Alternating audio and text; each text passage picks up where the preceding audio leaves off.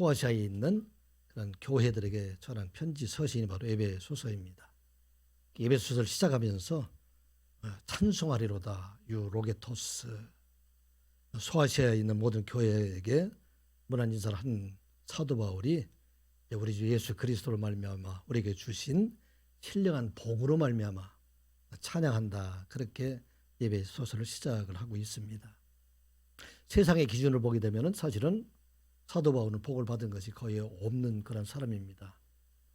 사도 바울에게는 집도 없는 사람이었었고, 또 그에게는 가족도 없었고, 또 사도 바울은 육체적으로는 질병을 가지고 살았던 그런 사람이었습니다. 또 복음을 전하는 과정에 수없이 많이 매도 맞고, 어른들이 이렇게 매를 맞는다고 생각을 해보세요. 매도 맞고 감옥에도 들어가고 그렇게 어려운 생활을 많이 했던 그가 감옥에서 터져나오는 감격으로 유로게토스, 찬송하리로다 우리에게 신령한 복을 주신 그 하나님 앞에 감사하다, 그렇게 말을 하고 있습니다. 어떤 복에 대해서 감사를 하고 있죠? 사도 바울이 그 하나님께서 창세전부터 우리가 악한 일들 선한 일들을 행하기 전에부터 우리를 택하셔서 하나님의 자녀로 삼아주시고 예수 그리스도의 대속의 은혜, 죽으심과 십자가를 통해서 우리를 거룩하게 하셔서 하나님 앞에 서게 하실 뿐만 아니라 또 성령 하나님으로 우리를 부르셔서 우리를 하나님의 자녀로 삼아주시고, 또 이 땅 위에서도 하나님의 백성으로 살아가게 하실 뿐만 아니라 또 영원한 하나님의 나라에 이르도록 우리를 이끌어 주신 그 하나님 앞에 감사하다, 그렇게 찬양을 하게 됩니다. 그리고 이어지는 말씀을 보게 되면은 우리 모든 성도는 우리가 구원받은 것, 하나님의 백성이 되고 우리에게 영원한 생명을 가진 것은 전적으로 하나님의 은혜로 된 것이다, 그렇게 말씀을 하게 됩니다.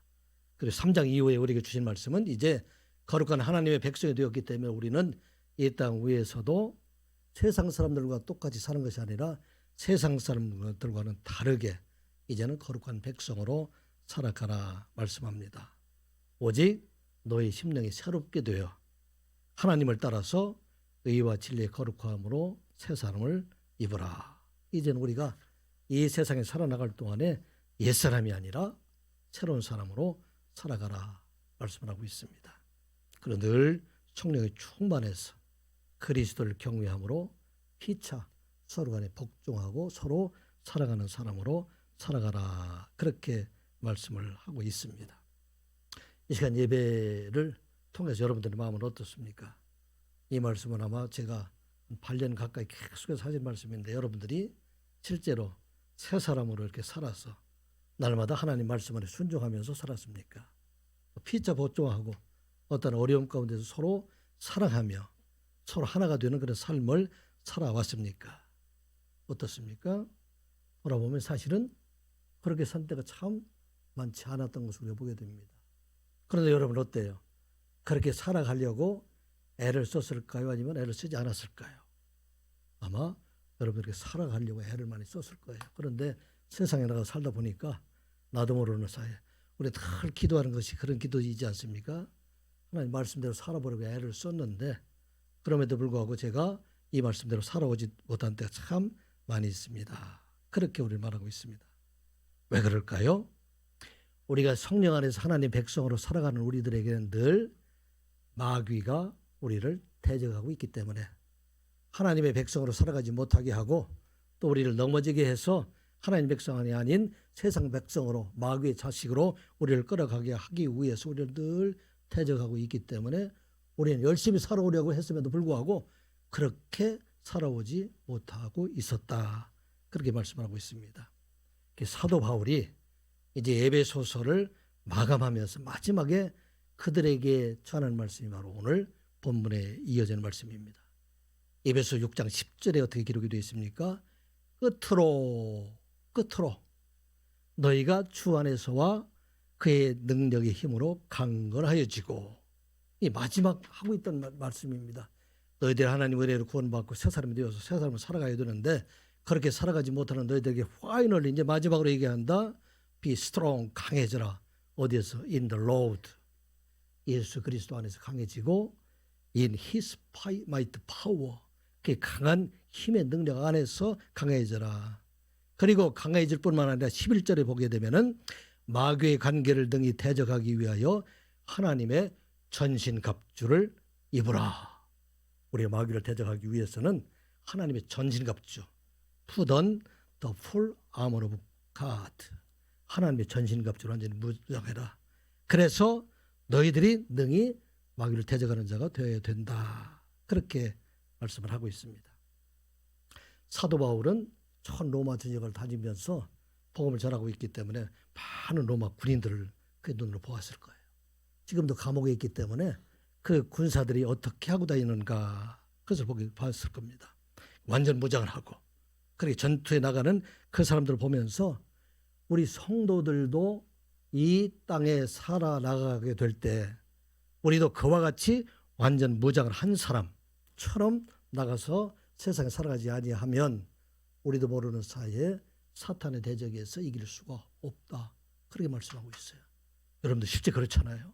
또 열심히 하나님 말씀대로 살아가려고 했음에도 불구하고 나도 모르는 사이에 혈기를 내게 되고 다투게 되고 미워하게 되고 욕심부리게 되고 하는 일들이 얼마나 많이 있습니까? 그러니까 우리는 늘 하나님의 완전 군장, 하나님의 전신갑주를 입는 자로 살아가라.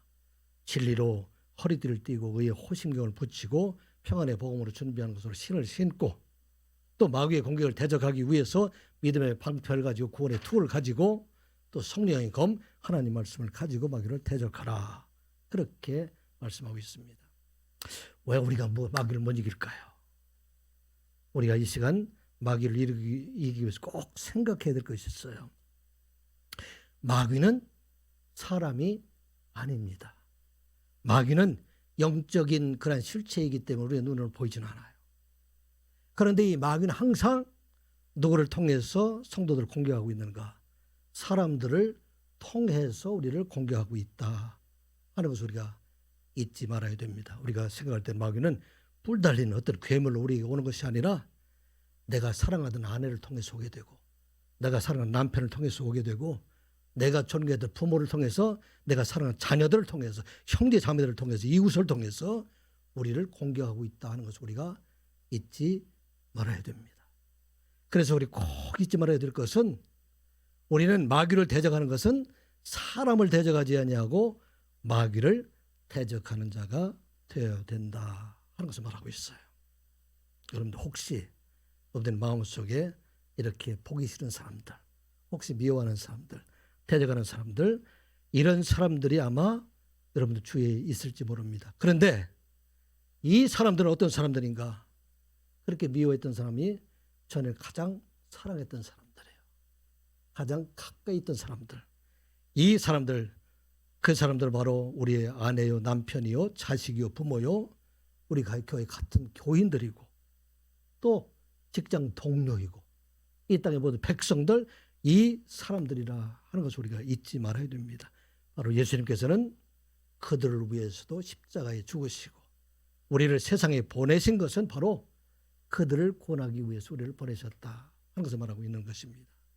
그럼 우리가 항상 사람을 대적하지 아니하고 마귀를 대적하는 자로 살아가라. 그래서 오늘 세 번째 우리가 주신 말씀이 바로 평안의 복음이 준비한 것으로 신을 신고 세상을 향해서 나아가라. 그래서 말씀하고 있습니다. 우리가 세상의 사탄을 대적하기 위해서 항상 우리가 평안의 복음을 떠나지 않게 하라. 그 복음을 우리가 가지고 신발을 신는 것처럼 그와 같이 항상 우리는 세상에 나아가게 될 때 우리는 복음으로 무장하고 가라. 그 복음은 어떤 복음인가? 평안의 복음을 가지고 세상을 향해서 나아가는 자가 되라 하는 것을 말씀하고 있습니다. 여러분들 가정 안에서는 신발을 벗고 있지만 밖에 나갈 때 신발을 신지 않고 나가는 사람이 있을까요?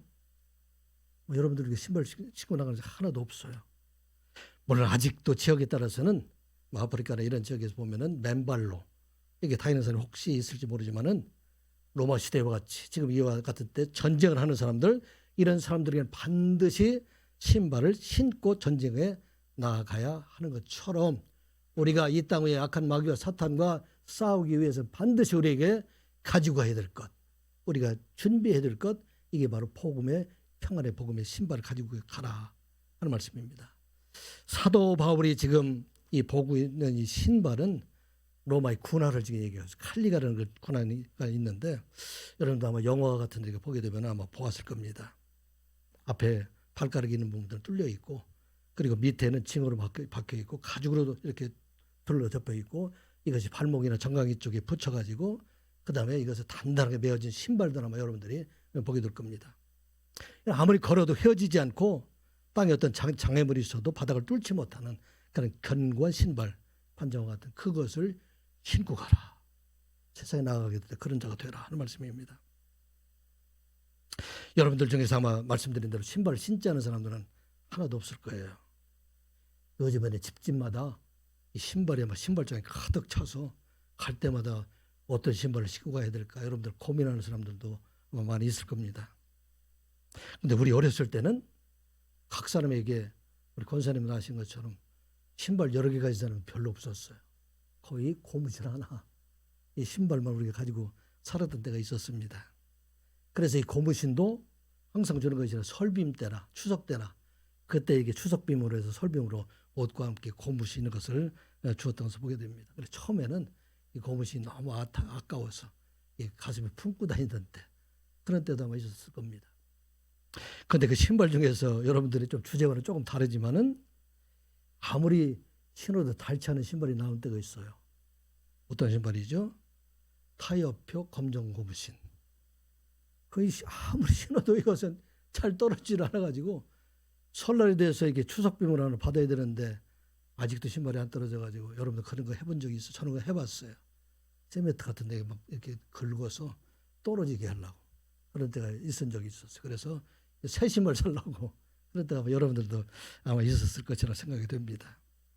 오늘 우리에게 주신 말씀 바로 이거예요. 어디를 가든지 우리 꼭 신발을 신어야 되는데 이 신발을 신고 가는 것처럼 우리 그리스도인들 복음을 들고 가라. 그런데 그 복음은 어떤 복음인가? 평화의 복음을 들고 가는 자가 되라 하는 것을 말씀하고 있습니다.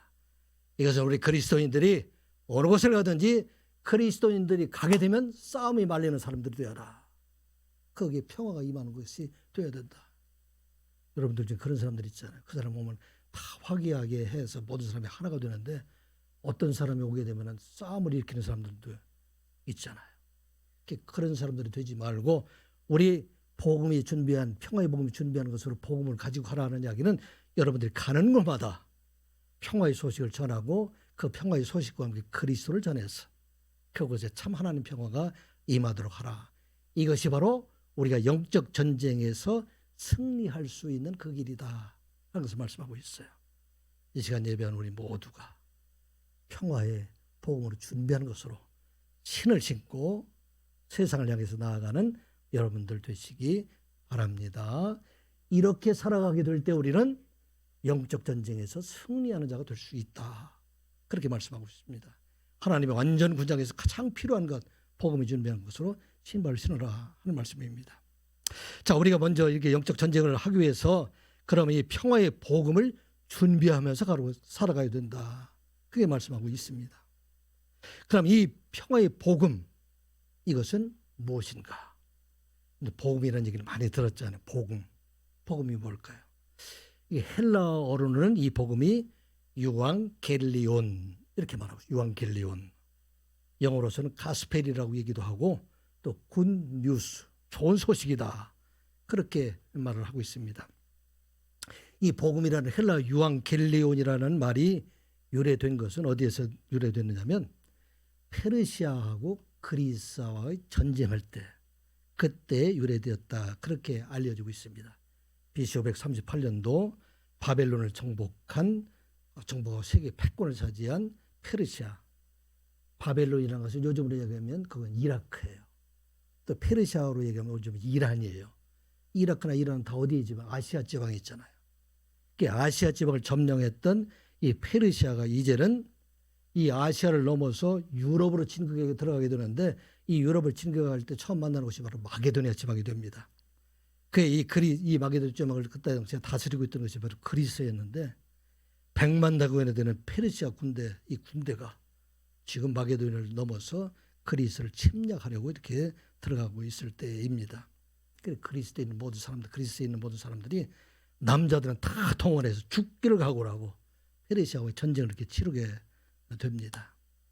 전쟁을 하지 않을 수 없는 것은 만일의 경우 전쟁에서 지게 되면, 이기지 못하게 되면 참혹한 그 결과를 그들이 당한다는 걸 잘 알고 있기 때문에 그들은 전쟁에는 싸우게 됩니다. 자기가 가지고 있는 재산들을 다 약탈당할 뿐만 아니라 도시의 건물도 다 불타버리고 모든 남자들, 힘 있는 사람 대개의 경우는 다 칼로 죽임을 당하게 되고 여자들과 어린 아이들, 이런 사람들은 노예로 풀려가게 되는 그런 때가 되기 때문에 그리스도인들이, 특별히 아덴에 있는 사람들이 죽기를 각오하고 이렇게 싸우게 됩니다. 현실적으로, 물리적으로는 그들과 싸움을 이길 수 없는 그런 상황이었습니다. 그런데 전쟁이 시작된 지 한 달이 지나도록 아무런 소식이 그곳에서 없었습니다. 사람들이 두려워하기 시작하고 이제는 죽게 되었다, 그런 두려움 속에 떠는 사람들도 있고 많은 사람들은 산속으로 이렇게 숨어 들어가게 됩니다. 그런데 어느 날 이 전쟁터로부터 한 병사가 달려오는 모습을 보게 됩니다. 그리스에 있는 아테네 사람들이 불안해하면서 그를 쳐다보고 있었는데, 그가 전력을 다해서 42.195m, 우리 잘 아는 것이죠. 힘을 다해서 아테네 사람들 앞에 쓰러지면서 승리는 우리의 것이다, 그렇게 말을 남기고 숨을 거두었다고 합니다. 이게 마라톤의 유래가 되죠. 이때 이 소식을 들은 아테네 사람들이 외친 말이 바로 유 안겔레온이라는 얘기가 됩니다. 이 유라는 얘기는 이 접두어로 좋다는 얘기예요. 굿이라는 얘기, 좋다. 안겔론이라는 것은 여러분들 알죠? 안겔로스, 천사라는 얘기예요. 좋은 천사, 선한 천사가 우리들에게 좋은 소식, 선한 소식, 좋은 소식을 전해 주었다. 그래 이 사람들이 외친 것이 바로 유앙겔리온, 이게 바로 복음이라는 말이 됩니다. 후에 로마 시대에는 황제가 전하는 소식이 바로 유앙겔리온이에요. 황제가 전쟁에서 이겼다는 소식이라든지 황제의 출생이나 즉위식을 알리고 많은 사람들이 은혜를 베푸는 그런 소식을 전할 때에 당시의 전령관이었던 케룩스라는 사람들이 말을 타고 다니면서 유앙겔리온, 여기 유앙겔리온, 여기에 외치는 황제의 말이 있다, 그렇게 외치는 것이 바로 유앙겔리온입니다. 이 복음 유앙겔리온이 우리 기독교에 들어오게 된 것은 세상의 황제가 전해주는 소식이 아니라 하늘의 하나님께서 우리들에게 생명의 소식, 기쁜 소식, 복음의 소식, 이 소식을 전하게 된다. 이게 바로 복음이라 하는 말씀입니다. 세상에 있는 모든 소식들은 결국 그 결과는 마지막에는 멸망에 가게 되지만 하늘에서 전해주는 복음, 이 복음은 모든 사람, 듣는 사람들에게 영원한 생명을 주고 이 땅 위에서도 하나님 복을 안에서 살아가게 하는 것, 이게 바로 유앙겔리온, 여러분들이 말하는 복음이라 하는 말씀입니다. 오늘 복음에 대해서 우리가 무엇인가 네 가지를 한번 생각해 해보고자 합니다. 이 복음은 바로 예수 그리스도이다. 복음은 예수 그리스도이다. 한번 따라서 해볼까요? 복음은 예수 그리스도이시다. 복음은 예수 그리스도이시다. 로마서 1장 2절의 말씀 우리 한번 띄어서 한번 보겠습니다. 로마서 1장 2절의 말씀 우리 한번 같이 보겠습니다. 시작. 이 복음은 하나님이 선지자를 통하여 그의 아들에 관하여 성경의 미로 약속하신 것이라. 그의 아들에 관하여 말하면 육신으로는 다윗의 혈통에서 나셨고 성결의 영으로는 죽은 자들 가운데서 부활하사 능력으로 하나님의 아들로 선포되셨으니 곧 우리 주 예수 그리스도 신이라. 아멘. 사도 바울이 로마서 기록을 통해서 오직 믿음으로 말미암아 구원을 받는다. 누구를 믿음으로 말미암아? 예수 그리스도를 믿음으로 말미암아 구원을 받는다 하는 것을 말씀하기 전에 서두에 전체적인 말에 그러한 그 주제로 지금 얘기하고 있는 것이 이 복음은, 여기 보면 이 복음은 나와 있죠. 그리고 이 복음은 결론적으로 사절 맨 마지막에 뭐라고 되어 있어요? 사절 한번 올려볼까요?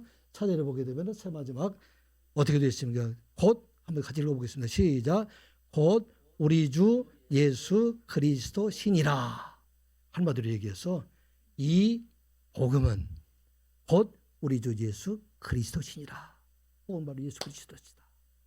그런데 이 예수 그리스도가 어떤 분이라는 것을 2절부터 시작을 해서 4절에 있는 그 중간에 있는 것이 바로 이게 예수 그리스도에 설명을 한 거예요. 그분은 어떤 분인가? 하나님이 선지자를 통해서 그의 아들 세상에 오신 예수 그리스도에 대해서 이미 성경에서 약속하신 것이다. 세상의 모든 사람들이 다 자기의 의로는 구원받을 수 없는데 이제 그들의 죄를 대속하시기 위해서 하나님께서 구원의 계획을 세우셔서 그분을 보내실 것, 성경의 66권의 성경 중 특별히 구약에서 기록되어 있는 39권의 모든 성경에서 약속된 것, 이분이 바로 예수 그리스도이시다. 그런데 그분은 이 2절의 말씀을 3절의 말씀을 보면 그의 아들에 관하여 말하면 육신으로는 다윗의 혈통에 나셨고, 하나님인데 사람과 같이 되셔서 사람의 모든 죄를 대속하시기 위해서 사람의 몸으로 오셔서 우리를 구원하신 분, 이분이 바로 예수 그리스도이시다. 그래서 우리의 모든 죄를 대속하여 죽으심으로 말미암아 이제 그를 믿는 모든 사람들에게 구원을 주신 분이 바로 예수 그리스도이시다. 그런데 우리의 죄를 사하신 그분이 어떻게 우리를 구원할 수 있을까? 성결의 영, 이분은 하나님의 영을 가지신 분이신데 죽은 자들 가운데 부활하심으로 말미암아 이제 하나님의 능력으로, 부활의 능력으로 하나님의 아들로 선포되었다. 부활하신 예수 그리스도, 그를 믿는 모든 사람들에게 이제는 예수 그리스도와 함께 부활에 참여하고 영원한 생명을 주신 분, 이분이 바로 예수 그리스도이시다. 이것이 바로 복음이다 하는 말씀입니다. 여러분들이 복음이다 하는 얘기는 예수 그리스도를 떠나서는 복음이 있을 수 없다는 얘기입니다. 이 세상에 어떤 사람도 우리를 구원할 수 없어요. 아무리 우리가 훌륭한 사람이라 할지라도, 세상의 어떤 종교로도 많은 사람들이 다른 종교를 믿고 있지만 그곳에는 구원이 없다는 얘기입니다. 복음이 없다는 얘기예요. 오직 복음은 예수 그리스도이시다 하는 것을 말씀하고 있습니다. 이 시간 예배하는 우리 모두가 이 땅을 살아갈 동안에 복음 되신 예수 그리스도를 항상 우리의 마음속에 모시고 그 그리스도 안에 살아가는 여러분들 되시기 바랍니다. 또 두 번째 우리가 기억해야 될 것은 이 복음은 바로 화평이다 하는 것을 말하고 있어요. 그래서 이 복음이 가는 곳마다 평화가 임하는 것이 바로 복음이다. 화평케 하는 것이 바로 복음이다 하는 것입니다. 복음이 이르는 곳에 아무리 치열한 싸움이 있다 할지라도 복음이 이르게 되면 그것이 바로 화평이 임하게 된다 하는 것을 말씀하고 있습니다. 어떻게 화평이 될 수가 있어요? 먼저 하나님과 사람 간의 화평을 이루신 그분께서 우리에게 이제 단절된 관계를 예수 그리스도 안에서 우리가 하나가 되게 하는 것, 이게 바로 복음이다 하는 것을 말씀하고 있습니다. 어떻게 일이 이루어졌을까요? 고린도후서 5장 18절 19절 말씀, 이 말씀을 통해서 우리에게 주셨습니다. 우리 한번 같이 읽어볼까요? 시작.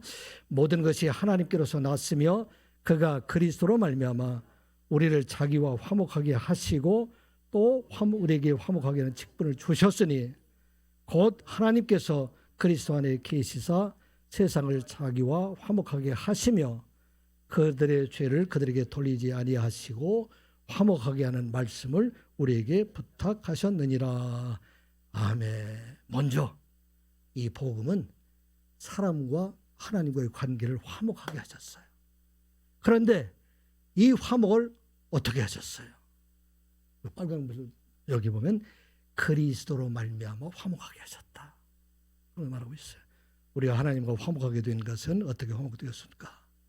그리스도, 하나님 되신 그리스도가 죽으심을 통해서 우리의 모든 죄를 대속하심으로 말미암아 우리의 죄로 하나님과 원수된 관계가 됐었는데 이 죄를 하나님께서 그리스도를 통해서 모든 죄를 담당하게 하심으로 우리를 하나님과 화목하게 하셨다 하는 말씀입니다.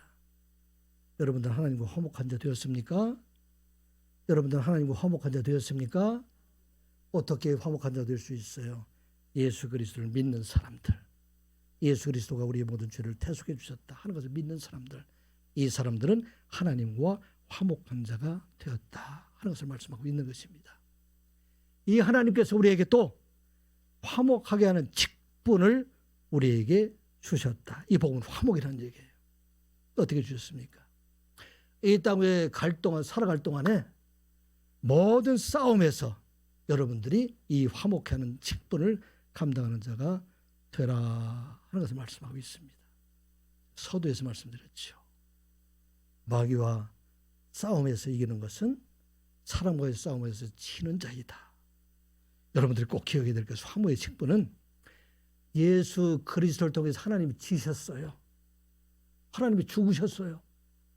그 죽으심을 통해서 하나님과 사람 간의 화목이 이루어진 것처럼 우리들의 대적자들과 싸움에서 우리가 질 때에 그때 화목이 있다 하는 것을 말씀하고 있습니다.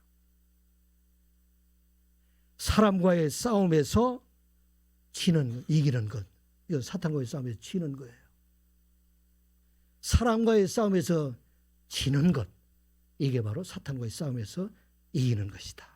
여러분 꼭 잊지 말아야 됩니다. 여러분들이 싸우는 사람들 어떤 사람하고 싸워요? 모르는 사람하고 싸워요? 아는 사람하고 싸워요? 아는 사람하고 싸워요.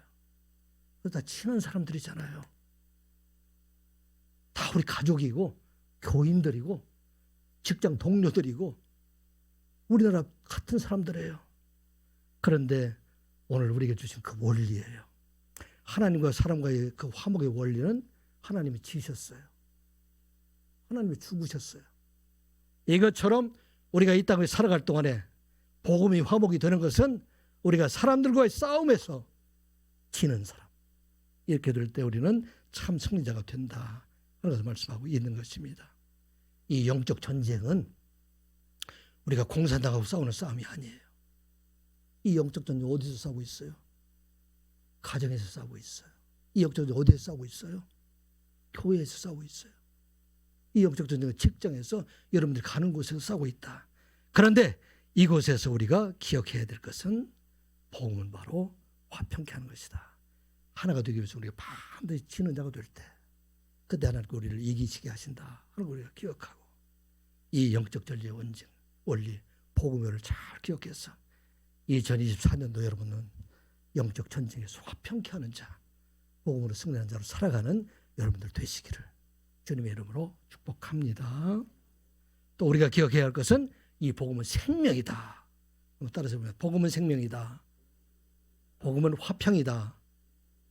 복음은 예수 그리스도이시다.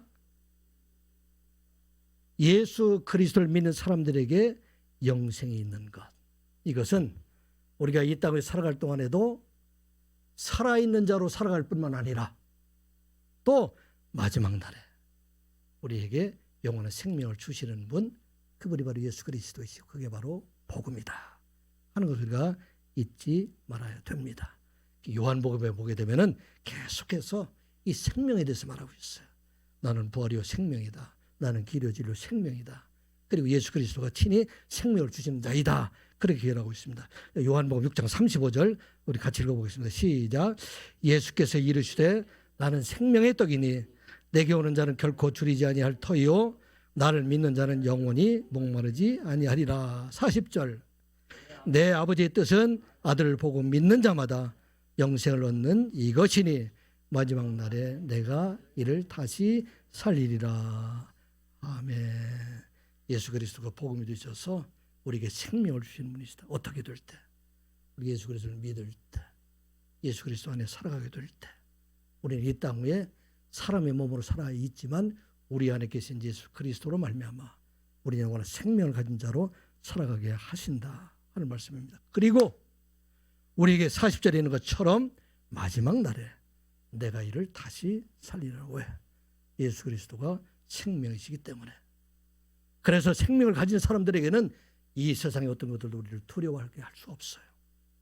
이 세상의 어떤 것도 우리를 부러워하기도 할 수가 없다 하는 것을 말하고 있어요. 예수 그리스도의 복음을 가지고 있는 사람들은 이제는 세상을 두려워하는 사람이 아니라 세상이 이 복음을 가진 자들을 두려워하게 된다 하는 말씀입니다. 예수님께서 십자가에 죽으실 때 제자들이 다 도망갔어요. 베드로도 예수님을 쫓아가다가 3번이나 부인하게 됩니다. 그리고 예수님께서 부활하신 후에 예수님을 다시 만나고 또 오순절 성령의 강림으로 그들에게 예수 그리스도가 다시 임하게 될 때 그들에게 영원한 생명이 있는 것, 부활하신 예수 그리스도를 바라보게 됩니다. 이제는 더 이상 이 사람들에게 세상에 두려운 것이 하나도 없어졌어요. 여러분들 세상이 두렵습니까? 여러분들 세상이 부러웠습니까? 무엇을 보려하고 무엇을 두려워합니까? 이 당시에 사내들은 공회에서 예수님을 십자가에 못 박았던 그러한 선언했던 사람들이 다 모여서 사도 요한과 또 베드로를 그들에게 협박을 합니다. 다시는 이 예수 그리스도의 이름으로 말하지 말라. 예수 그리스도의 복음을 전하지 말라. 그곳에는 누가 있었어요? 대제사장 안나스도 있었고 대제사장 가야바도 있었어요. 이 사람들은 예수를 정죄했던 사람들이에요. 그곳에는 요한과 알렉산더 등 대제사장 모든 문정들이 다 모여 있었고 장로들과 서기관들이 다 모여서 사도 베드로와 요한을 협박을 하게 됩니다.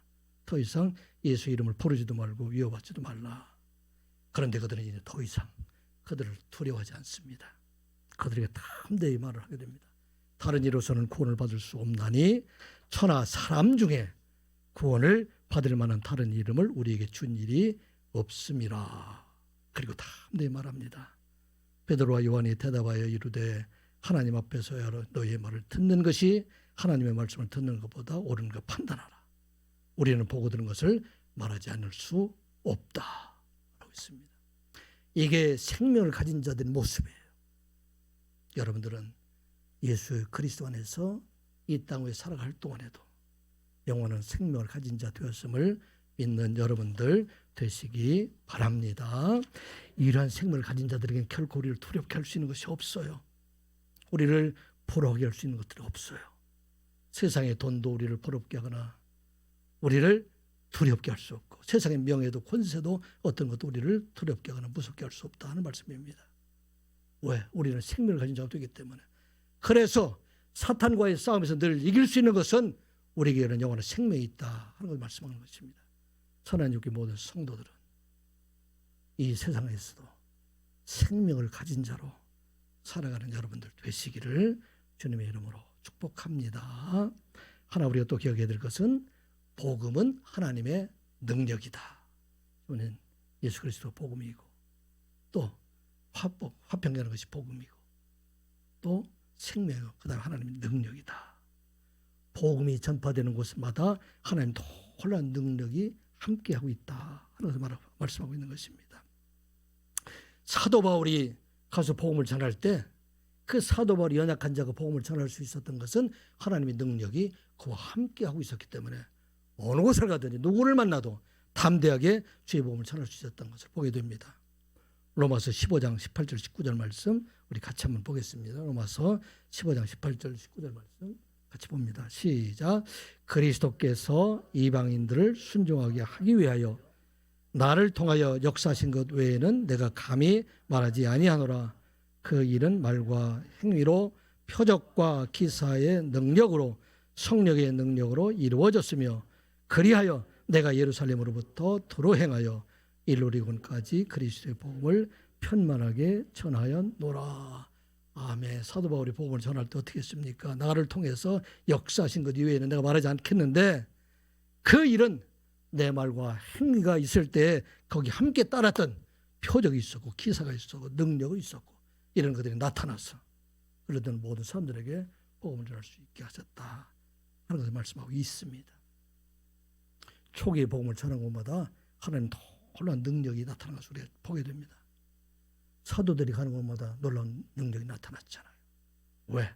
하나님이 함께 계시면 그에게 보여주기 때문입니다. 우리나라에도 초기에 아마 권사님들 또 우리가 나이 드신 분들은 잘 알 거예요. 성령의 치유의 은사들이 많이 나타났어요. 또 많은 투시의 은사, 방언의 은사, 또 이렇게 입신에 요즘 이제 입신하는 것도 있는데 이런 은사들이 많이 나타나서 하나님 함께 계시면 그들에게 나타나 보였다 봅니다. 요즘은 어떤 나라 이런 일이 많을까요? 복음을 전하는 건 인도네시아라든지 지금 열심히 복음을 전한다고 하는 곳에는 여전히 이 일들이 나타난다고 합니다. 제가 어떤 선교사님의 보고 내용도 들은 적이 있었어요. 인도네시아 가서 복음을 전하고 있는데 그 복음을 전할 때 수지침하고 같이 이렇게 복음을 전했대요. 그런데 이 수지침이 만병통치래요. 그래서 배가 아픈 사람도 수지침도 낫고 머리가 아파도 낫고 팔다리가 아파도 낫고 수지침을 놓으면 그리고 복음을 전할 때 많은 사람들이 돌아왔대요. 많은 놀라운 경험을 하고 그분이 자기가 은사가 있는 줄 알고 한국에 와서 수지침을 가지고 아픈 사람을 수지침을 놨더니 하나도 안 났더래요. 복음이 전파되는 거. 그것이 하나님 놀라운 능력이 나타난다. 하는 말하고 있어요. 이것을 설명할 수 있는 것은 복음은 바로 하나님 능력이 함께 계시다. 그래서 말씀하고 있습니다. 여러분들 하나님의 능력을 가지시기를 원합니까? 복음을 전하는 평화의 복음을 전하는 여러분들 되시기 바랍니다. 자, 이 복음을 우리가 어떻게 전해야 될까? 이 복음은 무력으로 전파되는 것이 아닙니다. 이 복음은 화평하게 하는 자들을 통해서 복음이 전파되는 것을 잊지 말아야 됩니다. 싸움이 있는 곳에는 절대 복음이 전파되지 않는다는 얘기예요. 싸움이 있는 교회에 복음 전파될 수 없고 싸움이 있는 곳에는 결코 이 복음이 전파될 수가 없다는 얘기입니다. 어떤 때 이 복음이 전파되는가? 이 복음은 바로 화평케 하는 자들을 통해서 열매를 맺어가게 하신다 하는 말씀입니다. 야고보서 3장 17절 18절 말씀. 야고보서 3장 17절 18절 말씀 같이 보겠습니다. 시작. 오직 위로부터 난 지혜는 첫째 성결하고 다음에 화평하고 관용하고 양순하며 긍휼과 선한 열매가 가득하고 편견과 거짓이 없나니. 18절. 화평하게 하는 자들은 화평으로 심어 의의 열매를 거두느니라.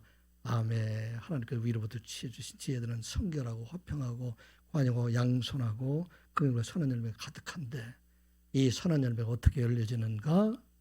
화평하게 하는 자들의 화평을 통해서 의의 열매를 이루게 하신다. 그런 말씀하고 있어요. 이 말도 우리 꼭 잊지 말아야 됩니다. 복음을 전하는 자는 항상 화평하게 하는 자가 되어야 된다. 여러분들 중세시대의 십자군 전쟁을 잘 알죠.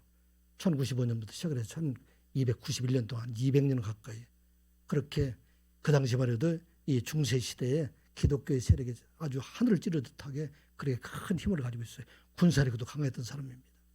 그 사람들이 생각할 때 성지인 예루살렘을 탈환하고 그것을 복음화시켜야 되겠다. 그들이 한 방법은 어떤 방법이었어요? 군사를 동원했어요. 군사를 동원해서 200년 가까이 9차례에 걸쳐서 십자군 전쟁으로 그것을 점령하라고 그랬습니다. 누가 이겼어요? 십자군 전쟁 쳤습니다. 싸움을 한 것을 쳤다는 얘기죠. 결국은 이 일로 인해서 교황의 권위가 실추되고 중세시대에 한참 나왔던 흑사병과 함께 기독교가 이 당시 몰락의 길로 쇠퇴하는 그 기가 되었다 하면서 말하고 있습니다. 한때 근세 때에 유럽에 있는 열강들이 군함과 대포를 가지고 또 이게 문을 열라고 하면서 기독교의 선교사를 데리고 오지 않았습니까? 어떻게 우리나라에 이와 같이 많은 사람들이 이렇게 기독교인들이 생겨야 됩니까? 군사와 대포가 아니었어요. 우리나라 사람들과 함께 같이 우리의 마음을 가지고 함께 고생하며 우리의 마음을 알았던 선교사들, 그들이 우리와 함께 있었던 그 선교사들을 통해서 이 일들을 이루어가게 하셨다 하는 말씀입니다. 평양 대북운동의 시작도 캐나다의 선교사였던 로버트 알렉산더 하디라는 사람이 처음에는 조선 사람들이 예수 믿는 것이 아니라 그들이 무식하고 그들이 더럽고 게으르고 그러게 되기 때문에 예수 믿지 않는다. 그렇게 기독교 믿지 않는 것을 그렇게 비난하다가 결국은 자기의 교만을 깨닫고 내가 잘못했습니다. 그들이 복음을 전하게 될 때 온 땅에 그리스도의 복음이 전파되었던 것을 보게 됩니다. 복음은 바로 이와 같이 평화를 위해서 통해서 전해야 된다. 시간이 많이 지났지만 하나만 더 말씀드리면 우리가 여러분 저기 말씀드린 것처럼 1956년도 전 미국을 큰 충격을 주었던 짐 엘리엇 일행 5명이 에콰도르에 가서 복음을 전하다가 그 무참하게 살해되었던 사건들에 대해서 여러분들 아마 여러분들 말씀드렸을 거예요. 이들이 에콰도르에 복음을 전하기 위해서 경비행기를 타고 해변가에 착륙을 했어요. 그런데 그곳에 갔다가 그곳에 나우카 부족이 전사들에 의해서 창과 칼로 무차별하게 살해를 당했어요. 뒤에 소식이 없자 그곳을 가보니까 그 사람들의 주머니 속에는 권총이 있었고 그들의 주머니 속에는 총들이 있었는데 하나도 쓰지 않고 그대로 그들이 가지고 있는 제 죽어버리게 됩니다. 죽게 됩니다. 그래서 타임즈에서 그렇게 얘기를 했다고 그래요. What unnecessary waste. 이 얼마나 불필요한 낭비일까. 왜 총을 가지고도 그 사람들과 싸우지 않고 그냥 죽어버리는가. 그때 짐 엘리스 아내와 그 동료들이 아이들 데리고 아우카 부족으로 가게 됩니다. 아우카 부족에서는 사람을 죽이되 남자들만 죽이고 여자들하고 아이는 죽이질 않아요. 그곳에서 복음을 전해서 결국은 아우카 부족 전체가 다 예수 믿고 다 구원받게 돼요. 나중에 아우카 부족의 추장이 빌리그레암 목사님이 주도하는 예배에 참석해서 그렇게 간증했다고 그래요. 우리는 그분들에게서 복음을 받고 하나님을 믿게 되었습니다. 그 젊은이들의 희생이 아니었다면 우리는 아직도 그렇게 살고 있었을 것입니다. 그분들의 죽음으로부터는 빛을 보게 되었고 우리도 이제 더 이상 오래 살기를 원하지 않습니다. 주님처럼 그분들처럼 살기를 원합니다. 영적 전쟁은 혈과 육의 전쟁이 아니에요. 총칼로 싸우는 게 아니에요.